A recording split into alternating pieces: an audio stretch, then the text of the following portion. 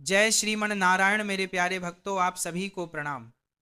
आगहन का पवित्र महीना चल रहा है और इस महीने में एक ऐसा दान बताया गया है जो मनुष्य को 5 बड़े फल एक साथ देता है।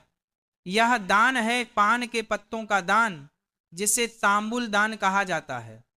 आज मैं आपको इसकी महिमा एक सरल कथा के रूप में सुनाने जा रहा हूं। एक बार धर्मप्रिय युधिष्ठिर भगवान कृष्ण के पास बैठे थे। उनके मन में एक जिज्ञासा थी। वे बड़े विनम्र स्वर में बोले, प्रभु, मैंने सुना है कि पान के दान की बहुत महिमा है, पर यह इतना विशेष क्यों माना गया है? कृपया इसकी शक्ति बताइए। भगवान कृष्ण मुस्कुराए और बोले, धर्मराज, सभी दानों में पान का दान उत्तम कहा गया है। यह दान इतना सरल है, पर इसका फल अत्यंत बड़ा होता है। पान का दान करने से मनुष्य को 5 चीजें तुरंत मिलती हैं और ये 5 बातें जीवन को बदल डालती हैं। फिर भगवान ने 5 फलों को बहुत प्रेम से बताया। पहला फल लंबी आयु, दूसरा फल मन की प्रसन्नता और क्रोध का नाश, तीसरा फल धन और घर की बरकत, चौथा फल घर की स्त्रियों के सौभाग्य में वृद्धि, पांचवा फल बच्चों को अच्छी बुद्धि और पढ़ाई में सफलता।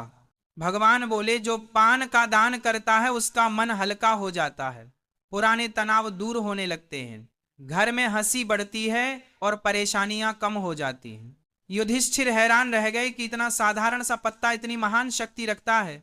अब भगवान बताते हैं कि इसका तरीका क्या है। 32 पान के पत्ते लेने हैं, उनमें सुपारी, लौंग, इलायची, कपूर रखना है। फिर श्रद्धा से 32 ब्राह्मणों को देना है। ब्राह्मण न मिले तो अविवाहित कन्या को दिया जा सकता है, इससे पुण्य उतना ही मिलता है। भगवान कहते हैं कि यह दान परिवार के कल्याण के लिए बहुत प्रभावी है। जो माता पिता अपने बच्चों की पढ़ाई, उनके भविष्य और उनकी सफलता के लिए चिंतित रहते हैं, उन्हें यह दान अवश्य करना चाहिए। ऐसा करने से बच्चों का मन पढ़ाई में लगने लगता है और समझ बढ़ने लगती है। एक छोटी कथा बताई जाती है। एक गरीब परिवार था, घर में कलह, बीमारी और चिंता बनी रहती थी। एक दिन एक संत ने उन्हें बताया कि मार्गशीर्ष में पान का दान करो। उन्होंने श्रद्धा से किया। कुछ ही समय में घर का माहौल बदल गया। बच्चों की पढ़ाई सुधरी, पैसों की तंगी कम हुई, मानो भगवान ने रास्ते खोल दिए हो। इसलिए कहा जाता है, दान छोटा हो सकता है लेकिन भाव बड़ा होना चाहिए। जब इस दान का उद्यापन किया जाता है तो 12 ब्राह्मणों को पत्नी सहित बुलाया जाता है। रात में भगवान और देवताओं की पूजा होती है। अग्नि में घी और खीर से आहुति दी जाती है। पति घी डालता है, पत्नी खीर डालती है। इससे दाम्पत्य में प्रेम बढ़ता है और घर की नकारात्मकता दूर होती है। जो व्यक्ति पान का दान करता है उसके जीवन में धीरे धीरे सुख आने लगते हैं, घर में बरकत बढ़ती है, पुराने कष्ट खत्म होने लगते हैं। इसलिए कहा गया है, पानी का दान करने वाला कष्ट से बचता है, अनाज का दान करने वाला समृद्ध होता है, दीपक का दान करने वाला तेज प्राप्त करता है और पान का दान करने वाला मन की खुशी और जीवन की उन्नति पाता है। तो मेरे भाइयों और बहनों, मार्गशीर्ष का पवित्र समय चल रहा है। यह समय बहुत शुभ है।